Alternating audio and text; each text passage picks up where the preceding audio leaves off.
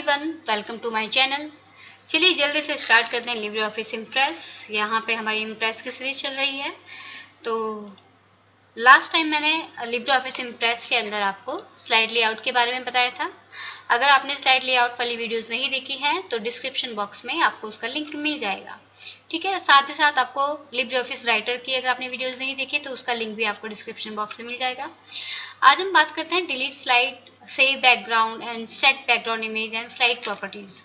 तो आज सबसे पहले हम स्टार्ट करते हैं डिलीट स्लाइड से। ठीक है, अगर आपको कोई स्लाइड पे वर्क नहीं करना, लाइक जैसे कि ये जो मेरी 4th नंबर की स्लाइड है, इस पर मैं वर्क नहीं करना चाहती, इसको मैं डिलीट करना चाहती हूँ, ये मेरी एक्स्ट्रा है, ठीक है, जिसका मेरे इस प्रेजेंटेशन में कोई यूज़ नहीं है, उसको हम डिलीट कर सकते हैं। ठीक है, तो डिलीट करने के लिए आप इस पर क्लिक करेंगे एंड देन स्लाइड में जाएंगे एंड यहाँ से आप क्लिक करेंगे डिलीट स्लाइड ऑप्शन पे।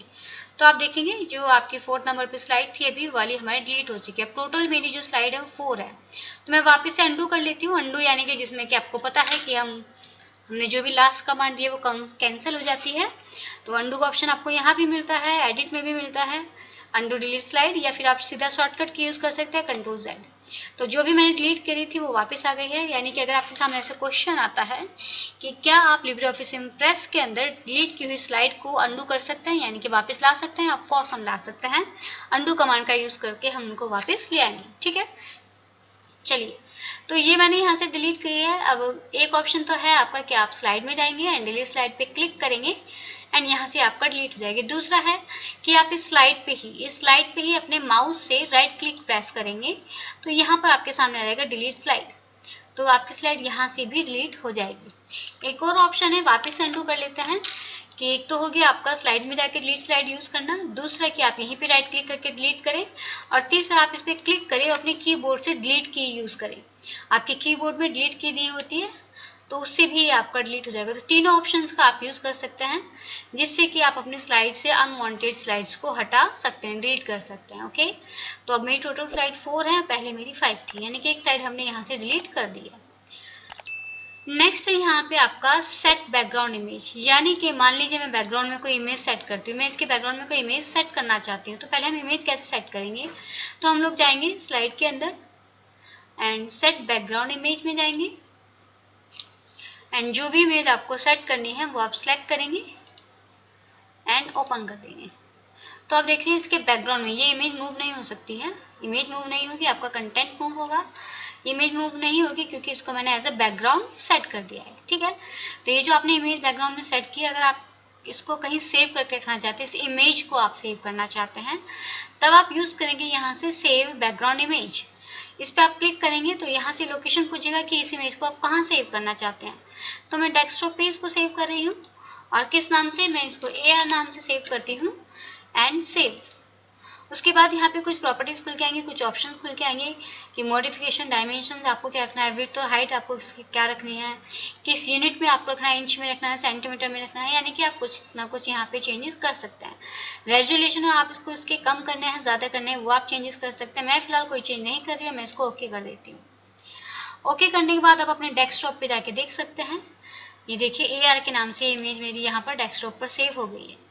कहने का मतलब है आप अपनी प्रेजेंटेशन में बैकग्राउंड भी सेट कर सकते हैं और उस बैकग्राउंड को अपने पास सेव करके भी रख सकते हैं।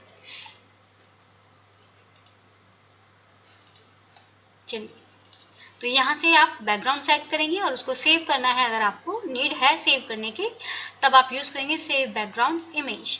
ठीक है, तो यहाँ से आप इमेज सेट कर सकते हैं। चलिए चेंज कर लेती हूँ मैं इमेज, तो वापस से मैं सेट बैकग्राउंड इमेज में जा रही हूँ एंड अब मैं ये वाली लगा लेती हूँ ओपन।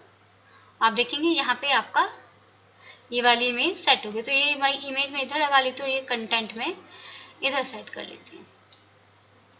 तो इस तरीके से आप क्या कर सकते हैं, अपनी प्रेजेंटेशन को अट्रैक्टिव बना सकते हैं। ठीक है,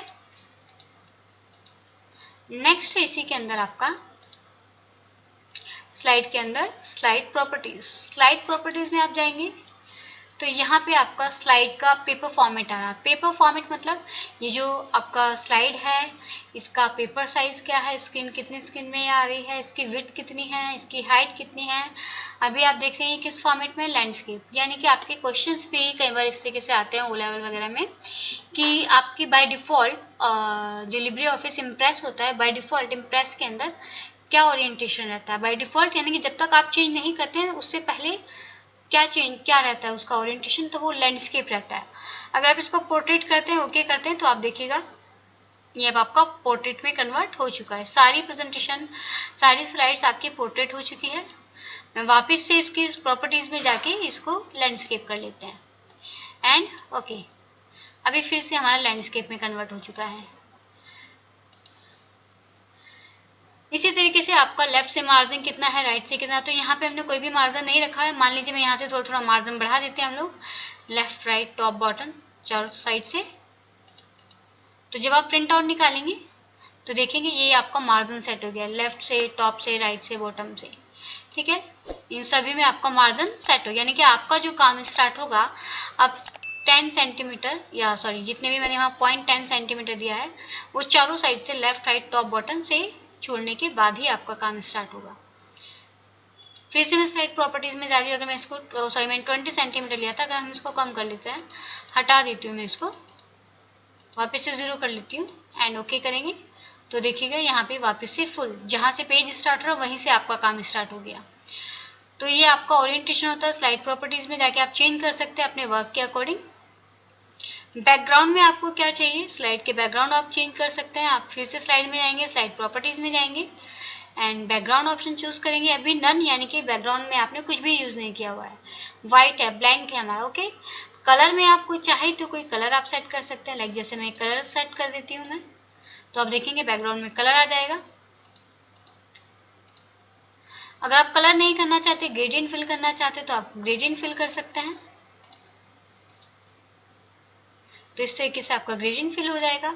अब ये जो आपका बैकग्राउंड में ग्रेडियंट फिल हुआ है, यहाँ पे आपको बता रहा है फॉर्मेट क्या है, ओरिएंटेशन आपका लैंडस्केप है, बैकग्राउंड आपका ग्रेडियंट है एंड ग्रेडियंट में आप कलर चेंज करना चाहें तो आप यहाँ से कलर भी चेंज कर सकते हैं, ठीक है। और आप डायरेक्ट यहाँ से भी बैकग्राउंड चेंज कर सकते हैं कि आपको ग्रेडियंट चाहिए, हैचिंग चाहिए, बिट मैप चाहिए, यहाँ से भी आप कर सकते हैं बैकग्राउंड चेंज,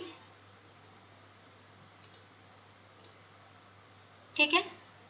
और सीधा आप यहाँ स्लाइड प्रॉपर्टी से भी चेंज कर सकते हैं कि कलर नहीं चाहिए, ग्रेडियंट नहीं चाहिए, इमेज चाहिए तो इमेज आप सेट कर सकते हैं कोई भी, जैसे हम ये सेट कर लेते हैं। और पैटर्न चाहिए तो आप पैटर्न फिल कर सकते हैं, कोई भी पैटर्न आप फिल कर सकते हैं जिससे आप इजीली रीड आउट कर सको। पैटर्न या कोई भी आप बैकग्राउंड में चीज़ सेट कर रहे हैं तो हमेशा आपको इस तरीके से सेट करनी है कि आप इजीली वहाँ से उसको पढ़ सको, जो भी आपके स्लाइड में कंटेंट है। कलर आप चेंज कर सकते हैं, जो भी आप यूज़ कर रहे हैं पैटर्न, उसका कलर आप चेंज कर सकते हैं। ओके करेंगे तो उसी टाइप का पैटर्न आपका यहाँ पे आ जाएगा। बट मैं ठीक से इसको रीड आउट नहीं कर पा रही हूँ, इसलिए मैं यहाँ से इसमें कलर ले लेती हूँ। कलर में मैं ले लेती हूँ यहाँ से कोई भी हम लाइट कलर यूज़ कर लेते हैं जिससे कि हम इजीली रीड आउट कर सकें। तो स्लाइड के अंदर स्लाइड प्रॉपर्टीज़ में जाके आप बैकग्राउंड सेट कर सकते हैं, कुछ भी जो आपको यहाँ से यूज़ करना हो, कोई सा भी बैकग्राउंड आप यहाँ से यूज़ कर सकते हैं। ट्रांसपेरेंट भी आप कर सकते हैं उनको, कितना आपकी उनकी ट्रांसपेरेंसी होनी चाहिए एंड ओके। तो आई होप सो आपको ये तीनों ऑप्शन समझ में आ गए होंगे। इनको आप अच्छे से ट्राई कीजिएगा, ट्राई करेंगे तभी आपको और अच्छे से इनके बारे में पता चलेगा, एग्जाम में ध्यान रहेगा। तो thank you so much everyone. Please like, subscribe and share my channel and click the bell icon for more videos. Thank you.